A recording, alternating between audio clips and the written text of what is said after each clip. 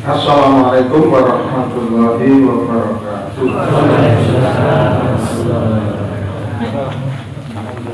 Alhamdulillah, nahmaduhu wa nasta'inuhu wa nastaghfiruh. Wa na'udzu billahi min syururi anfusina wa min sayyiati a'malina. May yahdihillahu fala mudilla lahu wa may yudlil fala hadiya lahu. Asyhadu an la ilaha illallah wahdahu la syarika lahu. Asyhadu anna Muhammadan abduhu wa rasuluh. Allahumma shalli wa sallim wa barik ala Muhammad wa ala alihi wa ashabihi wa man tabi'ahu bi ihsanin ila yaumil qiyamah. Wa ba'd. Jamaah rahimakumullah, sebagaimana tertera dalam undangan, kajian kita malam hari ini tentang memilih pemimpin. Memilih pemimpin sesuatu yang sangat penting karena akan menjadi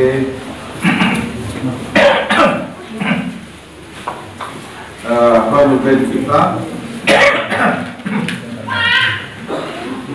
untuk diri kita pemilu untuk 5 tahun ke depan.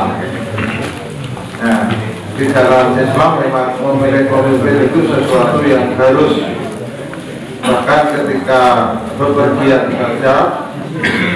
Nah, itu kita juga disuruh memilih pemimpin. Kalau kita sekarang mungkin bahasanya koordinator.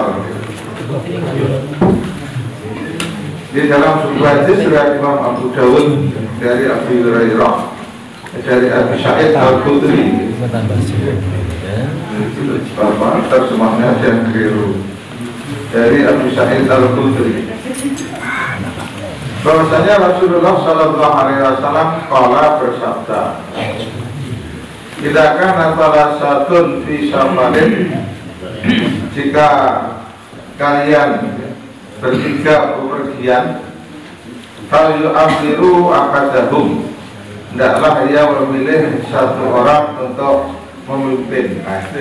Ini dalam safar aja kita disuruh oleh Rasulullah untuk memilih satu orang untuk menjadi koordinator lah, kalau hanya sedikit tertentu menjadi koordinir biar perjalanannya terarah, ada yang ngatur, tidak sesuka sendiri. Apalagi kalau teknik berproses, kalau tidak ada pemimpin pasti akan kacau, maka ada yang mengkoordinir. Nah, maka memilih pemimpin memang satu yang harus di dalam agama kita. Ketika Rasulullah masih hidup, Rasulullah di samping seorang Rasul juga pemimpin kaum muslimin waktu itu. Maka ketika Rasulullah wafat, maka kaum muslimin segera mencari pengganti, karena Rasulullah waktu itu tidak berurusan kalau aku wafat yang memimpin siapa. Rasulullah sama sekali tidak berurusan. Nah, maka para sahabat berdiskusi, bermusyawarah, kemudian memilihlah Abu Bakar As-Siddiq menjadi khalifah, pemimpin kaum muslimin waktu itu. Jadi memilih pemimpin memang sesuatu yang harus di dalam agama. Nah, maka banyak ayat yang menjelaskan bagaimana memilih pemimpin. Ada banyak ayat yang saya tulis di sini. Yang pertama surat Al-Maidah ayat 51, yang ini yang menyebabkan keributan yang luar biasa pada tahun 2017 karena ada non-muslim yang mengotak-atik ayat ini. Jangan ditipu dengan surat Al-Maidah, maka akhirnya dipenjara. Jadi yang Jakarta itu. Ya ayyuhalladzina amanu, wahai orang-orang yang beriman, la tattakhidul yahuda wan nasara awliya. Janganlah kalian menjadikan orang Yahudi dan Nasrani sebagai pemimpin kalian. Ba'dhum awliya'u ba'd, karena sebagian mereka adalah pemimpin sebagian yang lain dari kalangan Yahudi. Nah, kalau kita memilih pemimpin mereka, pasti akan merugikan kita sendiri. Maka sebagai seorang mukmin, memilih pemimpin harus mukmin. tidak boleh memilih yang dari agama lain menurut agama kita. Yang lain agamanya tidak menyuruh ya monggo, tetapi Al-Quran kita menyuruh kalau memilih pemimpin adalah yang muslim, bukan yang lain. Faman yatawallahum minkum, dan barang siapa yang memilih pemimpin dari golongan mereka Yahudi Nasrani, fa innahu minhum, maka dia yang memilih pemimpin Yahudi itu bukan lagi golongan Islam, tapi minhum, golongan mereka. Innallaha la yahdil qaumadz dzalimin, sesungguhnya Allah tidak memberi petunjuk kepada orang-orang yang zalim. Jadi Al-Quran sampai mengatakan kalau seorang muslim kok memilih pemimpin non-muslim, dia adalah bagian mereka, sudah bukan lagi bagian muslim. Peringatannya sangat keras. Nah, berikutnya tidak disebutkan Yahudi Nasrani, tetapi kafir secara umum. Yahudi Nasrani menurut Al-Quran juga termasuk kafir gitu. Tapi bukan hanya Yahudi Nasrani, prinsipnya non-muslim itu kita dilarang menjadikan pemimpin. Di dalam surat Ali Imran ayat 28, la yattakhidul mu'minuna al-kafirina awliya. Di sini kafir secara umum. Janganlah orang-orang mukmin itu menjadikan orang-orang kafir menjadi pemimpin min dunil mu'minin, dengan meninggalkan orang mukmin. Yang mukmin aja kok pilih pemimpin yang non mukmin. Nah, ini larangan Al-Quran. Bahwa yaf'al dzalika, maka barang siapa yang melakukan itu, falaisa minallahi min syai', maka Allah lepaslah dia dari pertolongan Allah. Allah tidak membutuhkan, dia sudah dilepas dari Allah. Ila antattahu minhum tuqah, kecuali ya, ada pengecualiannya. Jadi pengecualiannya sebagai siasat untuk memelihara diri dari sesuatu yang ditakuti dari mereka. Mungkin untuk apa? Prinsipnya kalau tidak memilih mereka akan dibunuh, akan dianiaya. Nah itu tapi hanya sementara.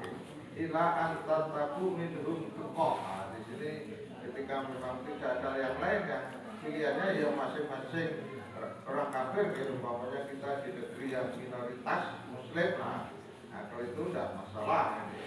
Tapi yang di kita mayoritas muslim ya harus memilih yang muslim. Wa yuhadzirukumullahu nafsah, dan Allah telah memberi peringatan terhadap kalian dengan dirinya sendiri. Maksudnya Allah betul-betul memberi peringatan. Nanti kalau memilih mereka tentu ada dampaknya di akhirat. Wa ilallahi masih, dan kepada Allah semuanya akan kembali. Sama ayat berikut, ya ayyuhalladzina amanu, kalau di sini diawali dengan seruan kepada orang-orang yang beriman. Ya ayyuhalladzina amanu, wahai orang yang beriman. Nah, kita semua beriman, menyatakan diri kita sudah beriman.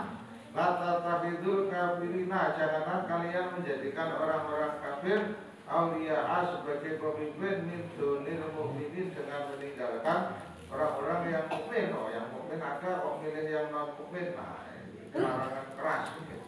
La taj'alu, janganlah kalian menjadikan bagi Allah atasmu sebagai alasan Allah akan menyiksamu sultana mubina.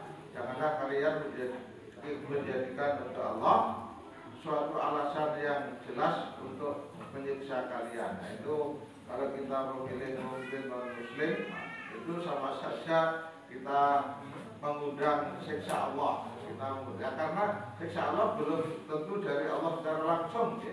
Karena orang non-mukmin yang dijadikan pemimpin dulu kalau membaca sejarah ya, karena waktu itu orang mukmin ditipu ya. Urusan agama, urusan pemerintahan diserahkan kepada non-mukmin, urusan agama diserahkan mukmin. Tapi begitu dia menjadi pemimpin negara, menjadi presiden, ya mukmin tadi malah ditindas. Kalau membaca sejarah, salah satu ceritanya Rusia itu saya pernah membaca, itu diantaranya itu orang Islam tertipu, ditipulah ceritanya. Akhirnya yang menjadi pemimpin dari kalangan mereka, kaum mukmin akhirnya ditindas betul. Ketika masih Uni Soviet waktu itu, di sana masjid nggak boleh, masjid ditutup karena waktu itu komunis yang berkuasa. Nah baru setelah Soviet runtuh tahun 90 berapa itu 94 tahun 93 udah 94 ya. Waktu itu saya masih di pondok. Baru Islam mulai muncul lagi, munculnya Bosnia, Chechnya. Itu kan dulunya negara Islam ya, kemudian Islamnya hilang karena dikuasai oleh orang-orang komunis waktu itu. Begitu komunis runtuh, Rusia mulai bangkit lagi sampai sekarang. Chechnya bahkan terkenal lagi, tentaranya sangat kuat, sangat pemberani. Chechnya, Bosnia waktu itu yang luar biasa sejarahnya ketika Bosnia, kemudian Bosnia waktu itu juga mulai ketika mau berdiri mereka juga dikeroyok oleh tetangganya yang kafir ya. Kalau masih ingat itu saya terenyuh banget di sana waktu itu pas di pondok kebetulan, dan berita itu luar biasa gitu.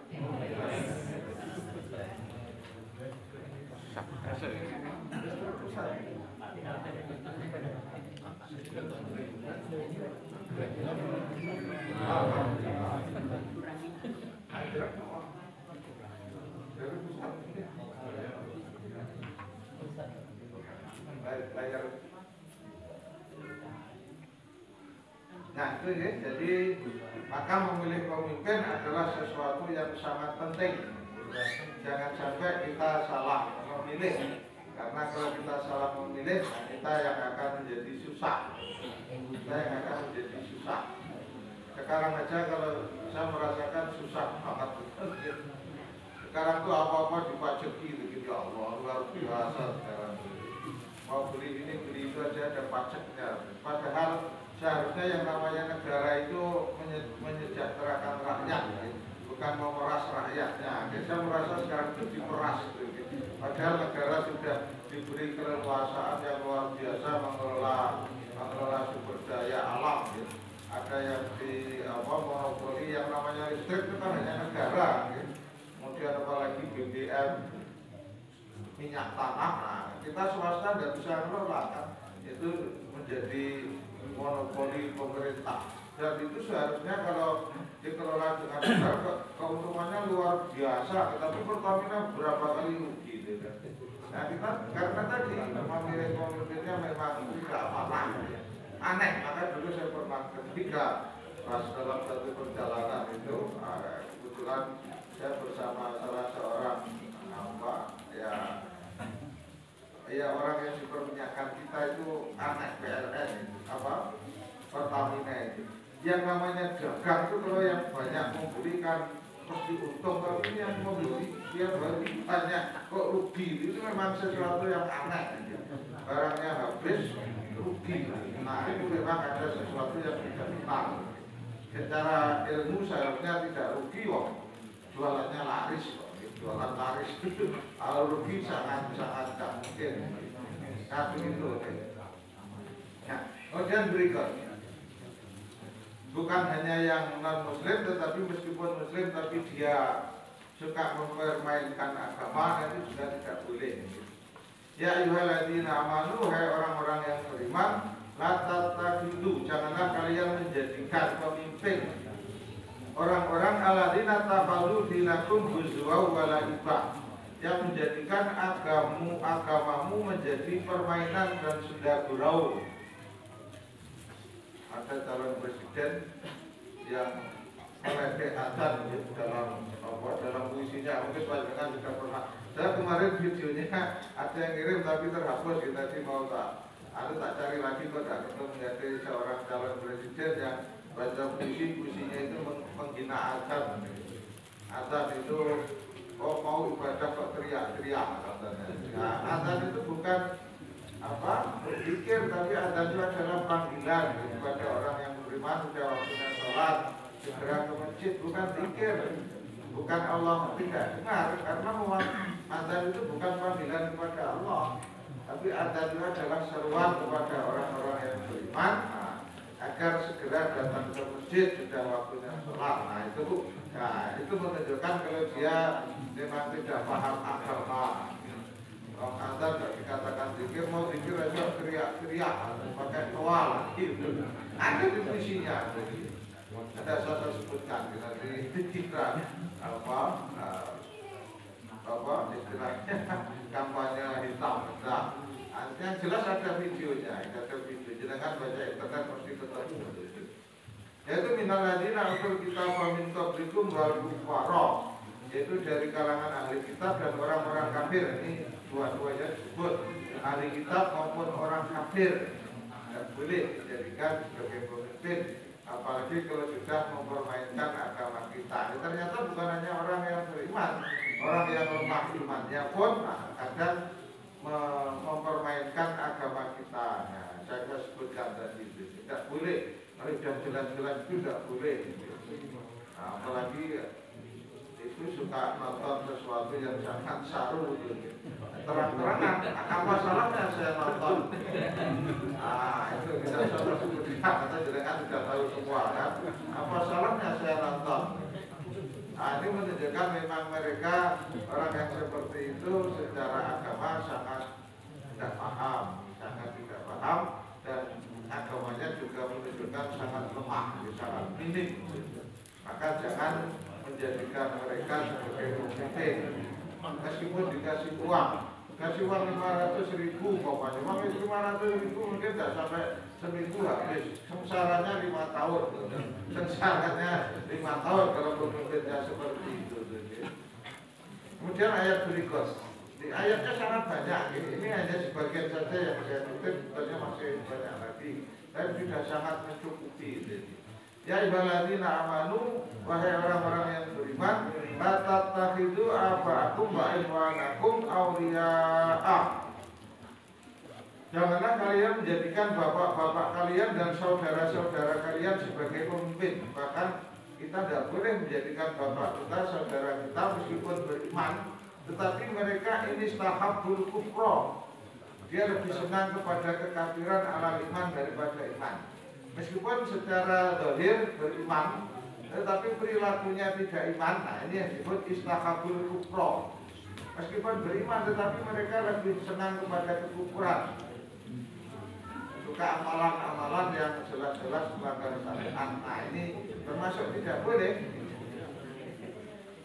Meskipun Islam, tetapi ini istahabul kufra. Suka mabuk, nah itu mabuk itu kekafiran. Suka judi, kekafiran. Maka nggak boleh kita meskipun saudara. Nah, ini bahkan disebutkan aku bapak-bapakmu, bapak-bapak kita, ikhwanakum saudara-saudara kandung kita. Meskipun beriman, tetapi ketika mereka lebih senang kepada kekufuran atau iman, nah, maka jangan juga dijadikan pemimpin. Bahwa ya tawalahum, dan barang siapa menjadikan mereka pemimpin, mereka adalah bagian mereka, bukan bagian orang-orang kafir tadi, bukan termasuk bagian kita lagi. Faulaika humud dzalimun, mereka adalah orang-orang yang zalim. Nah, ini peringatan Al-Quran sangat banyak. Berikut dalam surat Al-Mujadilah, la tajidu qauman, kalian tidak akan menjadi suatu kaum yu'minuna billah wal yaumil akhir, yang beriman kepada Allah dan hari akhir, yu'aduna man khatallaha wa rasulah. Kamu tidak akan mendapati orang-orang yang beriman itu mereka berkasih sayang dengan orang-orang yang menentang Allah dan Rasulnya. Maka kalau kita betul-betul beriman, nah kita dilarang berteman akrab dengan orang-orang yang memuji Allah dan Rasulnya. Siapa ya? Orang-orang kafir jelas. Nah, termasuk orang mukmin tetapi mereka imannya juga tidak benar. Nah, mereka lebih senang kepada kekafiran tadi, suka judi, suka mabuk, suka berzina dan amalan-amalan maksiat yang lain. Kalau kamu ba'ahum, meskipun mereka adalah bapak-bapak mereka, kau abna'ahum atau anak-anak mereka, kau ikhwanahum atau saudara mereka, kau asyiratahum atau keluarga mereka. Nah itu jadi larangannya sangat jelas. Ayat, semuanya ayat, baru ayat. Nanti ada beberapa hadis. Saya coba dari situ itu ayatnya yang bawahnya prinsipnya menegaskan. Nah, bahkan di sini dianggap munafik. Fasyiril munafikina. Berilah kabar kepada orang-orang munafik bi anna lahum adzaban alimah, bahwasanya bagi orang munafik itu azab yang sangat pedih. Siapa yang dimaksud munafik? Nah, munafik itu ada munafik amali, ada munafik i'tiqadi. Kalau i'tiqadi itu mengaku beriman, tapi pada dasarnya iman. Nah, munafik amali, amalan-amalannya banyak menentang perintah Allah dan Rasul. Mengaku beriman, tapi tidak sholat, iman tapi tidak zakat. Nah, di sini bukan hanya itu. Kabarkanlah kepada orang-orang munafik bahwasanya bagi mereka azab yang pedih di neraka. Siapa itu? Alladzina yattakhiduna al-kafirina awliya, yaitu orang-orang meskipun mengaku beriman tetapi menjadikan orang-orang kafir menjadi pemimpin min dunil mukminin dengan meninggalkan orang yang beriman. Nah, itu. Quran mengatakan munafik orang yang Islam tapi mengambil pemimpin orang kafir. Quran lagi, bukan saya yang ngomong. Di Al-Quran surat An-Nisa ayat 138. Kita beriman tapi kok memilih pemimpin orang kafir. Nah, Quran mengatakan itu adalah munafik. Nah, keras atau berada gitu. Ayat Quran gitu. Ayat daruna indahumul izzah fa innal izzata lillahi jami'an. Apakah kalian ingin mencari kehormatan, kemuliaan dari mereka? Ketahuilah bahwasanya kemuliaan itu adalah milik Allah seluruhnya.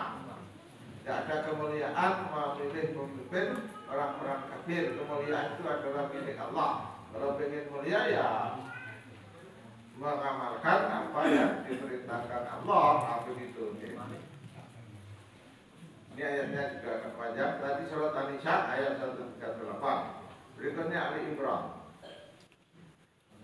Kita baca saja terjemahnya karena ayatnya panjang, biar agak cepat. Wahai orang-orang yang beriman, janganlah kalian menjadikan pemimpin atau orang-orang kepercayaan di luar kalangan kalian, non mukmin maksudnya. Mereka tidak henti-hentinya menimbulkan kemudaratan bagimu. Mereka menyukai apa yang menyusahkan kamu. Telah nyata kebencian dari mulut mereka, dan apa yang disembunyikan dalam hati mereka lebih besar lagi.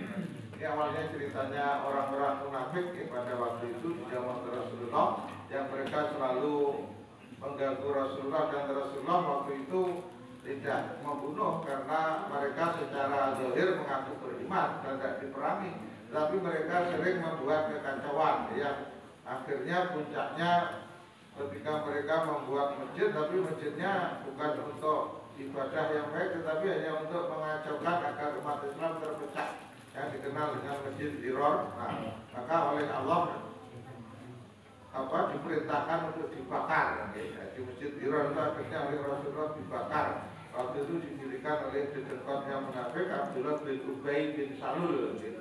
Nah, bahkan para sahabat itu tadi meminta agar Abdullah bin Salul itu dibunuh. Tapi Rasulullah mengatakan, aku tidak ingin orang-orang kafir menganggap aku telah membunuh sahabatnya. Biarkanlah, mereka adalah ujian kita. Jadi ujian yang berat dengan orang-orang munafik waktu itu.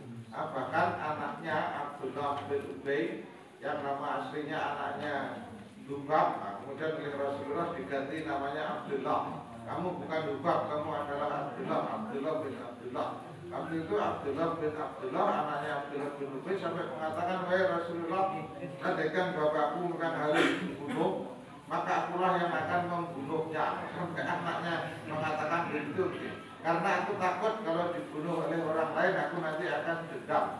Kalau dia memang harus dibunuh, maka aku yang akan membunuhnya. Sampai begitu dalam sejarahnya Sirah Nabawiyah itu diceritakan. Kalau mau baca sejarah Nabi yang lumayan lengkap tapi tidak terlalu tebal, itu namanya Ar-Rafiq Al-Maktum. Ini Sirah Nabawiyah Ar-Rafiq Al-Maktum yang ditulis oleh Syafiur Rahman Al-Mubarak. Itu termasuk kitab sirah yang paling baik, tidak terlalu tebal tetapi isinya sudah sangat lengkap.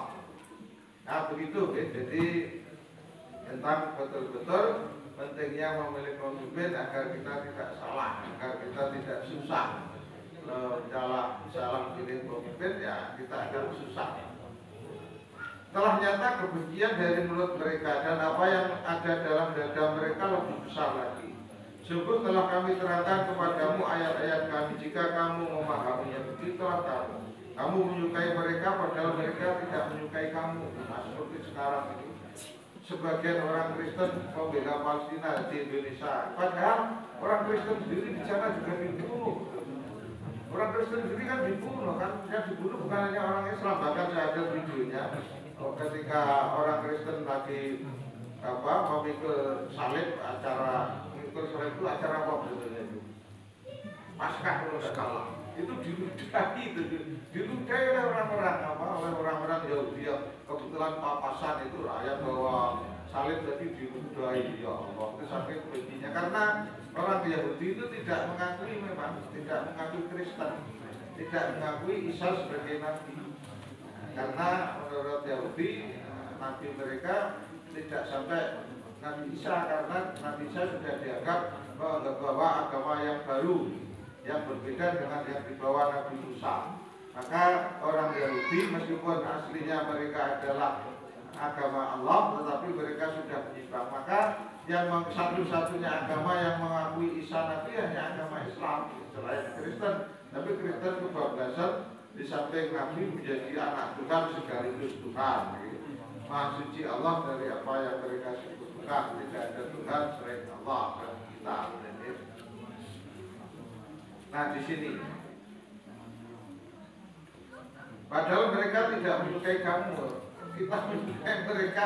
Mereka sama sekali tidak suka kepada kita. Bahkan di dalam hadis disebutkan orang Yahudi itu ketika bertemu berdoa dengan mukmin pasti dia ingin membunuhnya. Nah, nanti ini di lain waktu. Nah, tentang kenapa Yahudi dilaknat. Jadi di dalam Al-Quran Allah itu melaknat kaum Yahudi. Yahudi dilaknat. Nah, saya ingin menunjukkan hadisnya saja. Nah, di sini. Tidaklah seorang Yahudi berdoa dengan kaum muslimin kecuali orang Yahudi tadi pasti akan membunuhnya. Orang Yahudi banyak membunuh Nabi, Nabinya sendiri saja dibunuh. Rasulullah juga berusaha dibunuh tetapi gagal karena Rasulullah mendapat perlindungan dari Allah. Beberapa kali orang Yahudi ingin membunuh Nabi tetapi semuanya gagal karena Rasulullah mendapat pemberitahuan dari Allah. Di sini hadis riwayat Imam Ahmad saja, cuma ini saya kutip dari tafsir Ibnu Katsir. Maka Yahudi yuqad bi muslimin, tidaklah orang Yahudi berdoa-doa dengan seorang muslim illa hamma bi qatrihi, kecuali dia ingin membunuhnya. Mereka kebenciannya memang luar biasa. Kembali ke ayat. Apabila mereka menjumpai kamu, mereka berkata kami beriman. Dan apabila mereka menyendiri, mereka menggigit ujung jari lantaran marah bercampur benci terhadap kalian. Katakanlah kepada Allah, matilah kalian karena kemarahanmu itu. Sesungguhnya Allah mengetahui segala isi hati. Nah, itulah di antara kebencian orang-orang Yahudi. Kemudian di dalam surat Al-Mumtahanah ayat 1, ya ayyuhalladzina amanu, hai orang-orang yang beriman, la tattakhidhu, janganlah kalian menjadikan musuhku wa aduwakum, dan musuhmu auliya'a, sebagai pemimpin. Nah, orang Yahudi itu musuh. Maksudnya bukan kalau kita tidak perang ya tidak boleh membunuh, tetapi secara kesehari-harian waktu itu mereka memang memusuhi, maka tidak boleh dijadikan pemimpin. Termasuk Nasrani, maka banyak terjadi perang, perang salib yang terkenal. Sebelum perang salib ada juga, pada zaman Nabi sudah, tapi pada zaman Nabi ketika Rasulullah masih hidup, tetapi orang Nasrani mundur, tidak jadi, tidak berani, yaitu pada peristiwa Tabuk. Perang Tabuk itu perang yang paling akhir yang dipimpin Rasulullah, tetapi orang Romawi gentar waktu itu, tidak berani, mundur akhirnya. Padahal Rasulullah sudah meluruk, sudah mendatangi Tabuk. Waktu itu Nabi tinggal di Tabuk bahkan sampai 20 hari masih menunggu kalau orang Romawi berani balik. Tunggu, tapi ternyata mereka tidak berani. Meskipun pasukannya secara jumlah lebih kecil, karena peristiwa perang pada zaman Nabi, pasukan Islam itu tidak pernah jumlahnya lebih banyak, jumlahnya lebih kecil terus. Pada perang Badar 300 lawan 1000, pada perang Uhud 1000 lawan 3000, tapi yang 300 digembosi oleh munafik tinggal 700, itu 700 lawan 3000. Nah, bahkan pada zaman Khalifah Abu Bakar dalam peristiwa perang Yarmouk itu luar biasa ketika melawan Romawi itu pasukan Islam itu cuma 36.000, sedangkan pasukan Romawi waktu itu 240.000, berapa kali lipat. Tapi ya karena memang tidak lepas dari pertolongan Allah bisa menang mereka. Secara nalar itu tidak bisa menang. 24 dari 36.000 melawan 240.000 dalam perang Yarmouk pada Khalifah Abu Bakar. Kemudian di tengah peperangan Abu Bakar wafat, kemudian diganti Umar.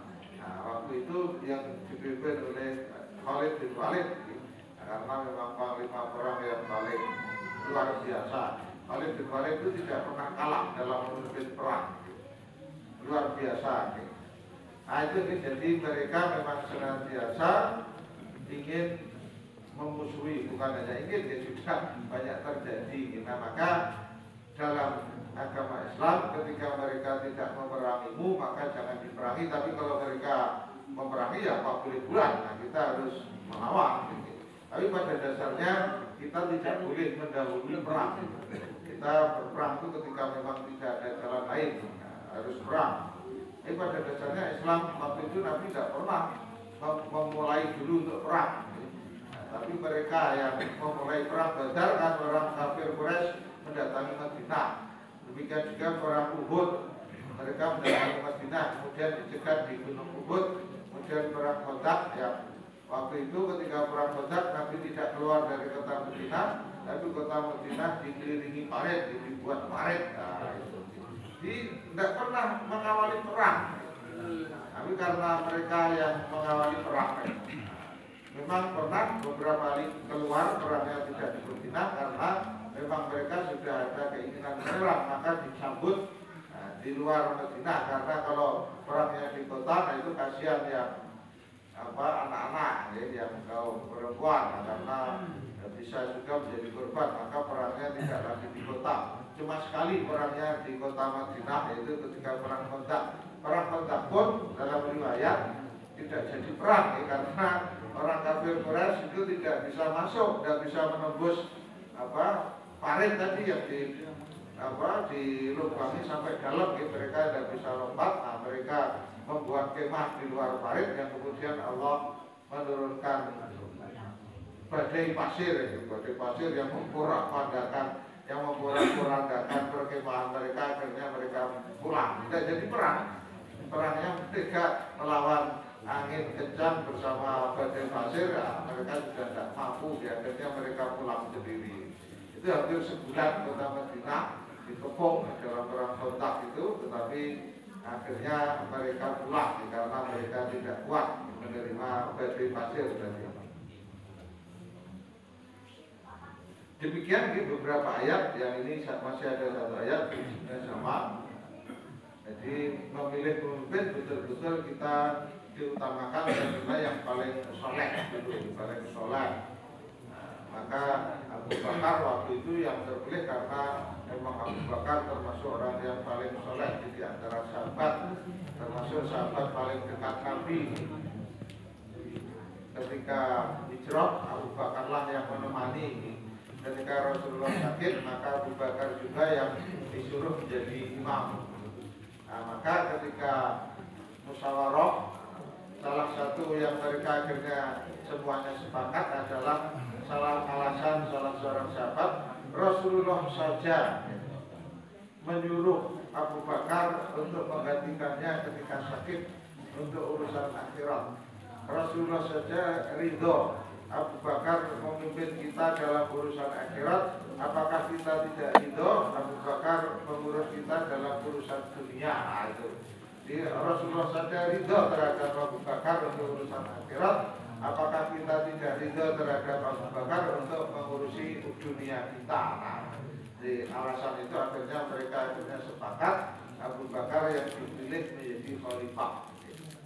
Itu ketika wafatnya Rasulullah. Waktu itu Rasulullah belum sempat dimakamkan, karena memilih pemimpin sesuatu yang memang sangat prudent. Waktu itu akhirnya Abu Bakar dan Umar meminta Ali untuk merawat jenazah Nabi sampai memakamkan. Abu Bakar, Umar waktu itu kemudian dipanggil karena waktu itu kaum Ansor itu sudah bermusyawarah di Bani Sa'dah, yang di sana mereka sudah bermusyawarah, mereka sudah memilih pemimpin sebenarnya, yaitu Sa'ad bin Ubadah namanya.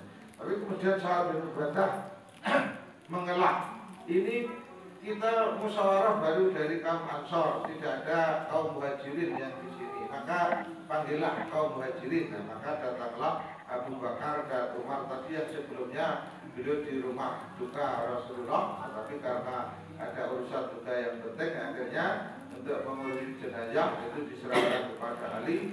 Abu Bakar Umar mendatangi musyawarah tadi, yang pada akhirnya Abu Bakar juga melepas tadi karena belum ada kaum Muhajirin. Nah, kemudian musyawarah lagi kaum Muhajirin, kaum Ansor. Nah, akhirnya terpilihlah Abu Bakar menjadi pemimpin waktu itu.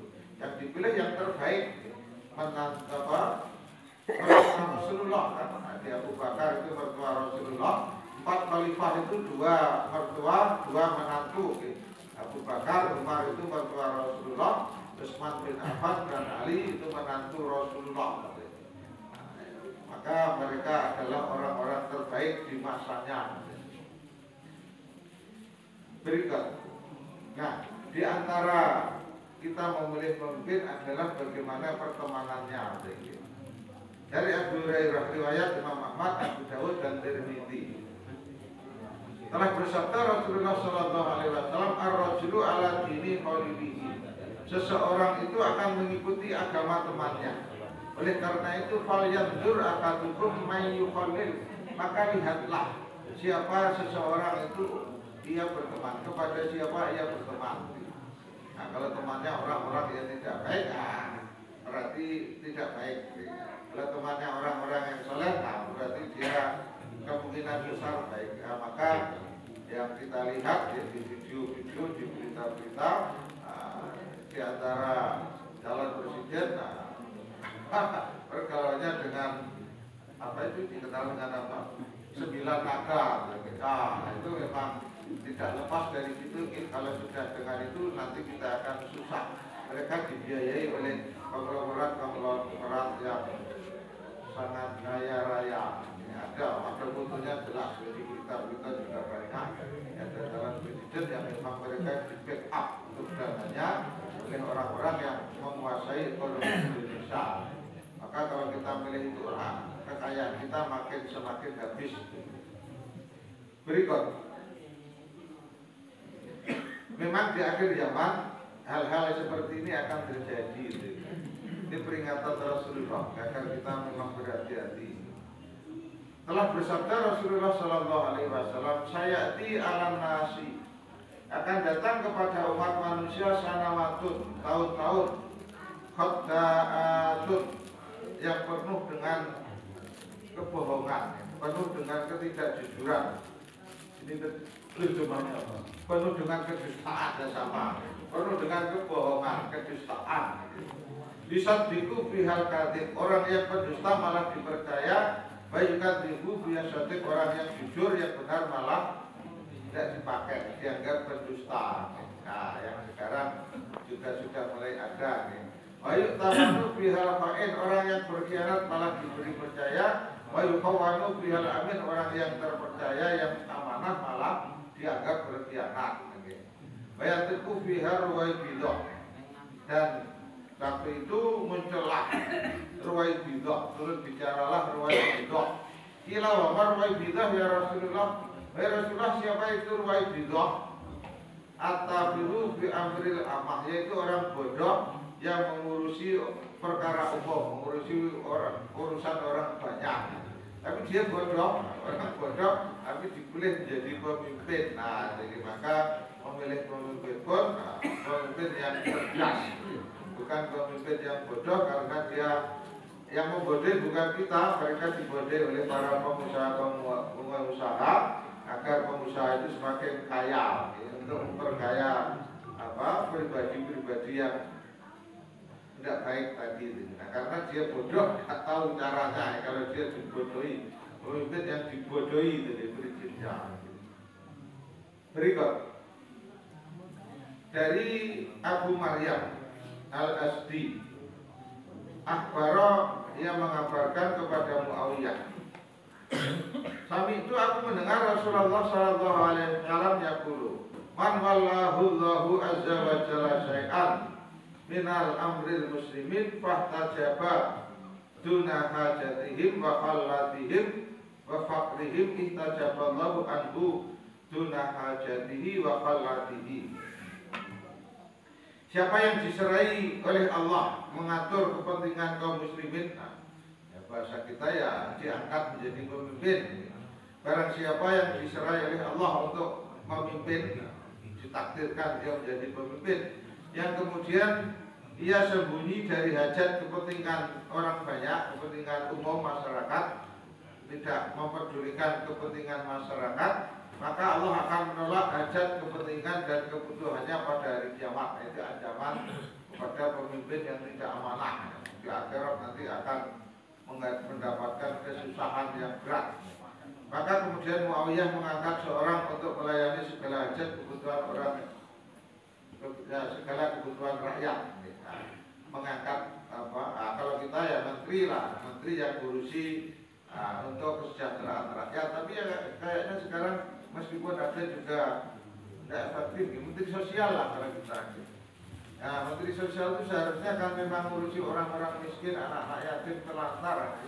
Tapi kenyataannya masih banyak yang minta-minta di jalanan. Itu seharusnya kan itu juga dananya besar, tapi kok masih dulu sempat hilang, tapi sekarang mulai muncul lagi orang yang minta-minta di jalanan.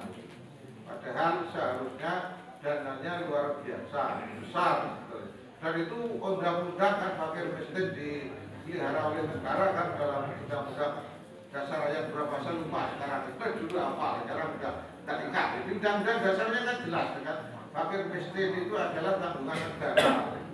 Tapi kenyataannya juga ya mungkin ada sebagian, gitu, tapi masih banyak yang terlantar. Masih banyak yang terlantar.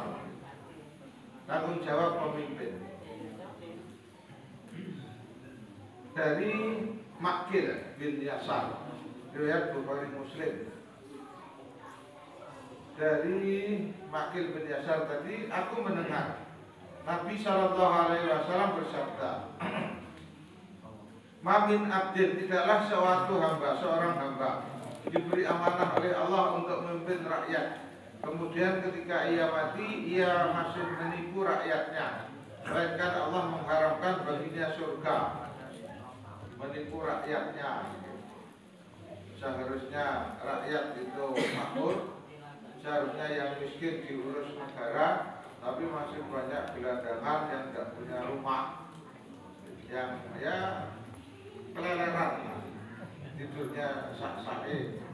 Nah, padahal seharusnya negara kita itu kan kaya raya, tapi banyak dikorupsi. Korupsinya ada main-main, gitu kan, luar biasa. Negara kita miskin karena banyak pejabat yang tidak benar.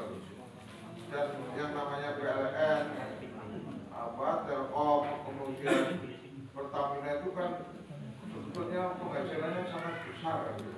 Tapi rugi itu memang menjadi aneh, tanda tanya besar. Ruginya kemana uangnya? Karena tadi jualannya laris, kan tidak laku kan jualannya. Setiap hari kita ngepom ke antri, tapi kok bisa rugi? Maka kemarin ada beberapa yang posting itu, jika kalian dagang bakmi rugi, tidak usah bingung. Jika kalian dagang ini tidak usah bingung, wong PLN saja rugi, kan saja rugi, Pertamina rugi. Nah, tapi mereka rugi itu ya karena disengaja oleh beberapa oknum yang tidak benar. Nah, begitu. Berikut kita baca aja terjemahnya. Hadis riwayat Bukhari bersumber dari sama Makil bin Yasar, bahwasanya Ubaidillah bin Yazid mengunjungi Makil pada saat sakit yang menyebabkan kematiannya. Ia berkata, bahwasanya saya akan ceritakan kepadamu suatu hadis yang saya dengar dari Rasulullah Sallallahu Alaihi Wasallam. Saya mendengar Nabi Sallallahu Alaihi Wasallam bersabda. Ada beberapa sahabat itu ketika menceritakan hadis ketika dia sudah wafat, karena takut kalau dia dianggap menyembunyikan ilmu. Maka ini juga diberitakan ketika dia sudah mau wafat. Tidak ada seorang hamba yang diberi tugas oleh Allah untuk memelihara segolongan rakyat, lalu ia tidak melakukan sesuatu dengan petunjuk, melainkan ia tidak memperoleh bau surga. Macam-macam berat. Sudah diberi amanah untuk menjadi pemimpin, tapi dia tidak menjalankan dengan benar, dia tidak akan mendapatkan bau surga. Dalam hadis yang lain, padahal bau surga itu sudah tercium dalam jarak sekian, sangat jauh lah, sangat jauh, karena di dalam hadis itu bahasanya musim, sejauh satu musim dengan 1 tahun sih. Kalau ibaratkan jalan 1 tahun dapat berapa kilo kan, padahal bau surga itu bisa tercium dengan jarak yang sangat jauh. Mencium bau surga saja tidak, nah begitu. Maka jamaah rahimahullah, kita sebagai rakyat juga boleh mengontrol pemimpin, mengingatkan ketika mereka tidak benar. Ini kewajiban sesama muslim memang saling mengingatkan. Hadis riwayat Ahmad, Bukhari, Muslim dari Abu Hurairah. Dahulu Bani Israel selalu dipimpin oleh Nabi. Ini diantara keistimewaan Bani Israel, di banyak Nabi. Tiap mati seorang Nabi digantikan oleh Nabi lainnya. Dan sesudah aku ini tidak akan ada lagi Nabi. Setelah Rasulullah Muhammad SAW tidak akan ada Nabi. Dan akan terangkat sepeninggalku beberapa khalifah, bahkan bertambah banyak. Sahabat bertanya, ya Rasulullah, apakah pesanmu kepada kami? Jawab Nabi, tepatilah baiatmu pada yang pertama, dan berikan kepada mereka haknya, dan mohonlah kepada Allah bagimu. Maka Allah akan menanya mereka dari hal yang diamanahkan dalam memelihara hambanya. Nah, kita maka sebagai seorang anggota masyarakat pun, kita berhak untuk mengontrol pemimpin apakah sesuai dengan amanahnya atau tidak. Ketika memang keliru ya diingatkan. Maka ketika Abu Bakar di baiat menjadi khalifah, maka pidato Abu Bakar yang sangat terkenal waktu itu, jika aku benar maka bantulah, jika aku bengkok tidak lurus maka luruskanlah. Nah itu pidato Abu Bakar yang sangat terkenal lagi. Karena aku manusia yang suatu saat memang bisa salah. Jika salah ya diingatkan, jika benar bantulah, ketika salah ingatkanlah. Maka waktu itu Umar yang tampil, aku akan mengingatkanmu dengan pedangku kalau kamu menyimpang. Nah, waktu itu sahabat begitu, kalau kamu menyimpang aku akan mengingatkanmu dengan pedangku, sambil mengacungkan pedangnya. Nah begitulah para sahabat. Hadir jamaah rahimahullah, untuk sementara itu mungkin masih ada beberapa hadis, tapi prinsipnya sama. Memang kita memilih pemimpin itu sesuatu yang harus. Berikut ini selingan, dalam arti bukan hanya selingan biasa, tetapi pengetahuan tentang Al-Quran kita. Di dalam Al-Quran ada satu bacaan imalah yang belajar Iqra sampai sempurna, insya Allah tahu. Imalah itu bacaan E. Orang Arab aslinya tidak mengenal vokal E, kenalnya cuma A, I, U. O itu karena huruf yang dibaca O itu ada 6. Shot, to, do, ro, kho, apa satunya lupa. Yang jelas ada 6. Ada huruf yang hanya menjadi O, ro bukan ra kan. Kho, kho tadi kho yang belum. Kho, so, itu alif apa a, abata saja dan seterusnya. Yang o hanya 6 huruf, yang baca kita menjadi o, ko ya, ko itu juga o.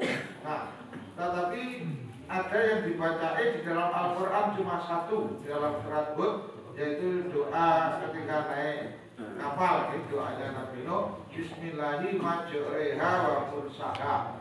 Cuma satu yang masyhur, yang populer dalam Quran cuma satu yang dibaca Bismillahi majreha wa mursaha. Itu adalah mengadopsi logatnya orang Afrika Utara, karena mereka konon agak berat untuk mengucapkan a di akhir kata, di akhir kalimat.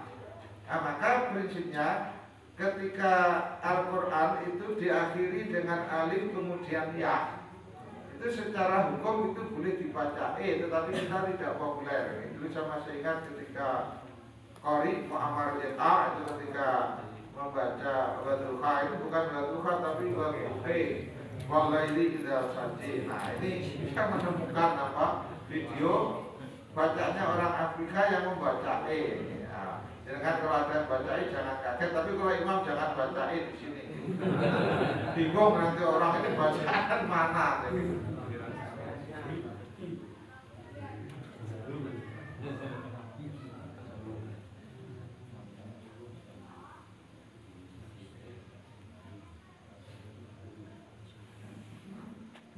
سبح اسم ربك الأعلى الذي خلق فسوى والذي قدر فهدى والذي أخرج المرعى فجعله غثاء أحوى سنقرئك فلا تنسى إلا ما شاء الله إنه يعلم الجهر وما يخفى ونيسرك لليسر فذكر إن نفعت الذكر سيذكر من يخشى ويتجنبها الأشقى الذي يصلى النار الكبرى ثم لا يموت فيها ولا يحيى قد أفلح من تزكى وذكر اسم ربه فصلى بل تؤثرون الحياة الدنيا والآخرة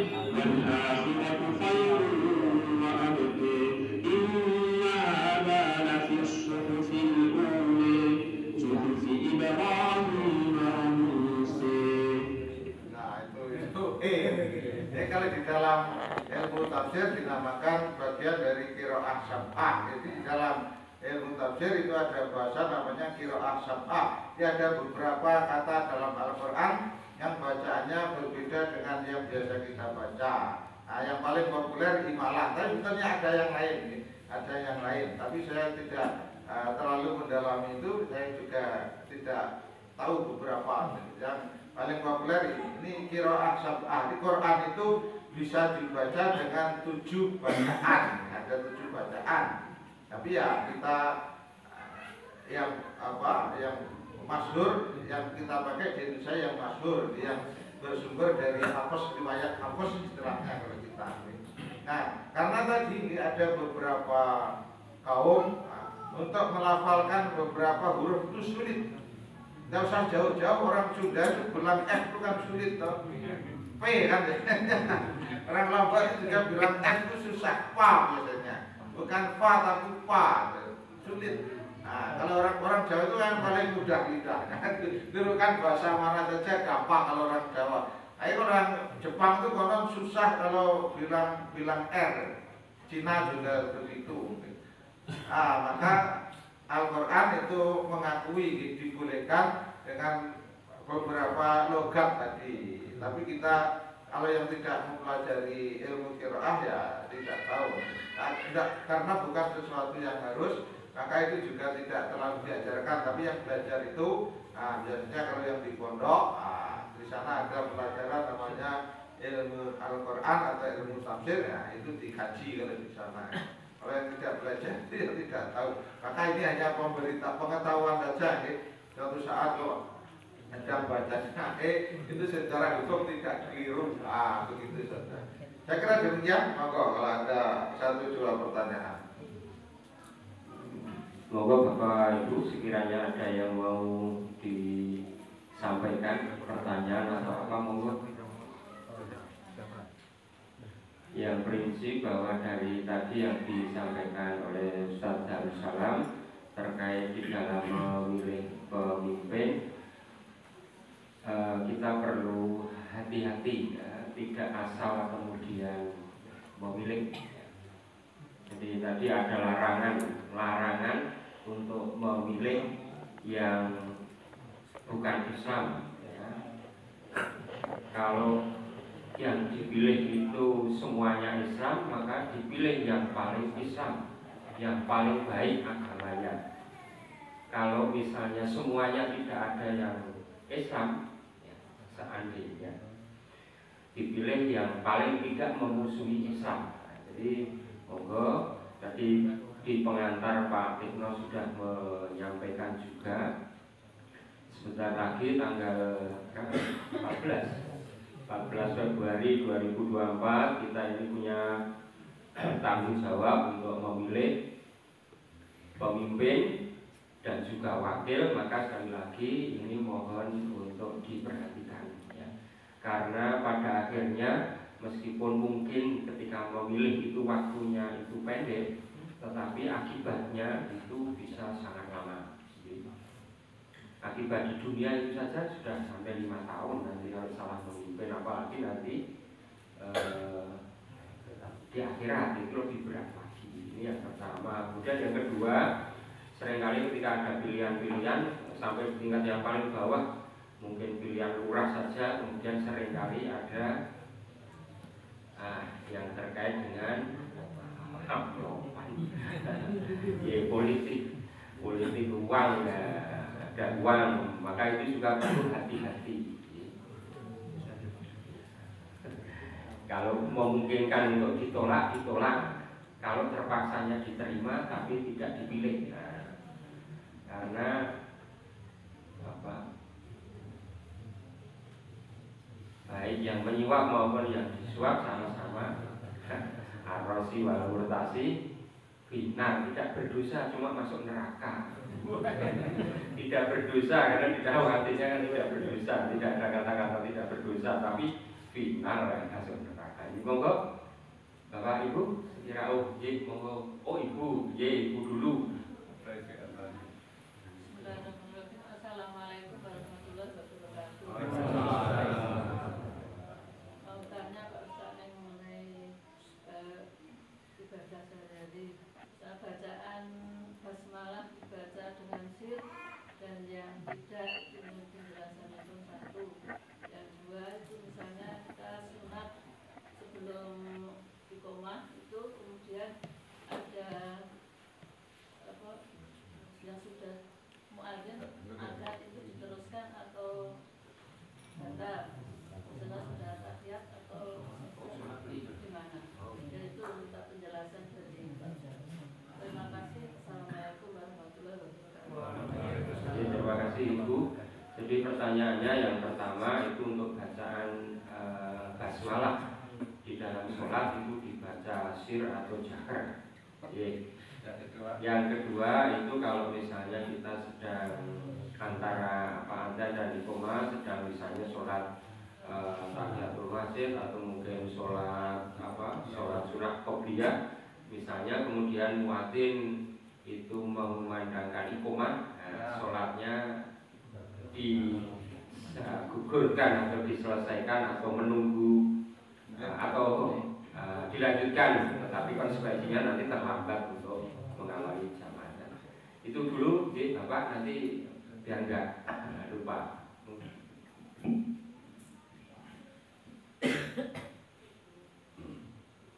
Yang pertama basmalah. Basmalah ketika sholat itu boleh dibaca jahar ataupun sir. Jadi dua-duanya boleh dikerjakan. Rasulullah juga mengerjakannya begitu, kadang keras, kadang pelan. Di sini saya carikan hukum basmalah. Ada dalilnya.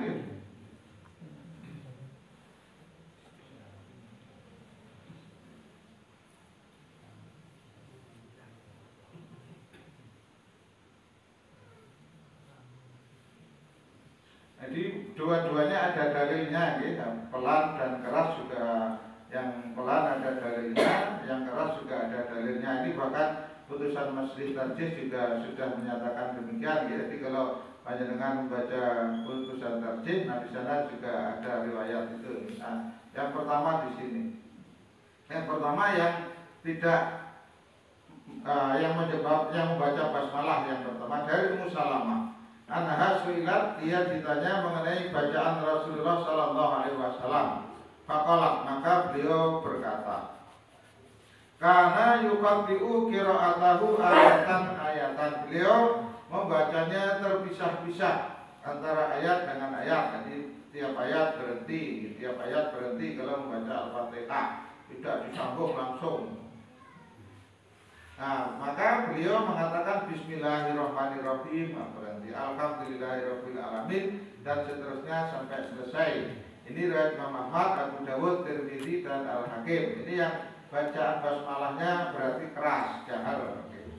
Nah, kemudian juga dari Aisyah, yang dari Aisyah juga ada satu lagi yang jahar, nah, yang pelan sekarang, yang pelan di sini. Dari Anas, ia bercerita, "Sholaitu, aku sholat bersama Rasulullah Sallallahu Alaihi Wasallam. Wa Abu Bakr, juga pernah sholat bersama Abu Bakar, wa Umar, wa Utsman. Malam asma, tapi aku tidak mendengar ahadan minhum, salah seorang pun dari mereka yaqra'u membaca Bismillahirrahmanirrahim." Jadi sahabat Anas mengatakan, aku tidak mendengar Nabi membaca Bismillahirrahmanirrahim. Bukan berarti tidak dibaca, tetapi membacanya dengan pelan. Nah begitu, ini hadis riwayat Muslim, Lafal Nasai, Ahmad, Ibnu Huzaimah. Bahkan masih ada Ibnu Hibban, Baihaqi, juga Daruqutni, banyak yang meriwayatkan. Masih ada satu lagi betulnya, tapi saya tidak di sini tulisannya. Tapi prinsipnya boleh pelan, boleh keras. Ya. Kalau kita melihat kondisi jamaah, kalau jamaahnya masih belum paham, maka keras. Tapi kalau saya di masjid saya karena sudah terbiasa pelan-pelan. Oleh yang pernah haji umroh di Mekah Madinah, bacaan Bismillahnya rata-rata sir, meskipun kadang ada juga satu dua imam yang basmalahnya dikeraskan. Ya. Ketika Imam Sudais pernah ke Indonesia, waktu itu saya lupa tahun berapa, ketika menjadi imam di Istiqlal, nah itu basmalahnya agak dikeraskan sedikit, apa istilahnya, masih kedengar tapi tidak sekeras ketika membaca hamdalah, karena mayoritas di Indonesia, nah, itu kalau baca basmalah dikeraskan, nah itu, di prinsipnya dua-duanya boleh. Nah kemudian ketika iqamah mendengar, ketika sholat mendengar iqamah, nah di dalam hadisnya sangat jelas dikatakan, hadis riwayat Imam Muslim dan Ashabus Sunan. Ashabus Sunan itu ada 4, Abu Dawud, Tirmidzi, Nasai, Ibnu Majah. Tersebut dari Abu Hurairah. Idza uqimatis shalah, jika salat sudah diiqamati, maksudnya apabila sudah dikumandangkan iqamah, fala salata ilal maktubah, maka tidak ada salat kecuali salat wajib. Jadi kalau sudah iqamah dikumandangkan, sudah tidak boleh mengawali sholat sunnah. Nah, yang menjadi masalah ketika kita sudah sholat sunnah, kemudian muadzin iqamah. Nah, itu yang sering menjadi pertanyaan. Nah, maka jawabannya kesimpulannya saja, karena banyak hadis. Nah, kesimpulannya saja begini, yang ada fatwanya di sini, fatwanya di bawah. Jika memungkinkan menyelesaikan sholat sampai dia tidak tertinggal takbiratul ihram, maka selesaikan. Tapi ketika tidak mungkin menyelesaikan sholat, kalau dia selesaikan dia tertinggal takbiratul ihram, maka sholat sunnahnya dibatalkan. Ketika masih rakaat pertama iqamah, maka tidak mungkin, tidak terkejar mendapatkan rakaat takbiratul ihram imam. Tapi kalau sudah tasawuf akhir atau rukuk pada rakaat kedua, ya itu ya tergantung imamnya, nah itu biasanya masih cukup sampai salam untuk tidak tertinggal takbiratul ihram. Jadi prinsipnya ketika sholat sunnah begitu. Jadi ketika sudah iqamah, ketika tidak mungkin menyelesaikan, karena kalau diselesaikan dia malah ketinggalan sholat jamaah, maka sholat sunnahnya dibatalkan. Tapi kalau masih mungkin mendapatkan takbiratul ihramnya imam, tinggal tasyahud akhir, nah maka selesaikan. Nah begitu di sini ada jawabannya sebetulnya agak panjang. Kalau saya baca semua nanti terlalu panjang. Tapi sudah ada tulisannya saya saat sunnah sholat sunnah ketika iqamah. Nah di sini pendapat-pendapatnya Pak Haji seharusnya ada juga fatwa-fatwanya tadi. Karena mendapatkan takbiratul ihram imam ada keutamaan tersendiri, mendapatkan takbiratul ihramnya imam. Seutama-utamanya sholat sunnah tidak mengalahkan keutamaan yang wajib. Maka yang wajib jangan dikalahkan dengan yang sunnah. Prinsipnya begitu, karena yang namanya juga sunnah tidak wajib, maka yang wajib jangan dikalahkan dengan yang sunnah. Kalau yang sunnah masih bisa dikerjakan tanpa mengurangi yang wajib, nah maka silakan. Tapi kalau sudah tidak mungkin, nah maka yang sunnah ditinggalkan. Nah begitu, itu memang sering ditanyakan. Maka sudah ada tulisannya di sini. Salat sunnah ketika iqamah judulnya. Di dalam kitab-kitab fikih di sana memang ada satu bab at-tatawwu asna al-iqamah, salat sunnah di saat iqamah. Kemudian ada beberapa hadis yang dikemukakan di sini. Begitu.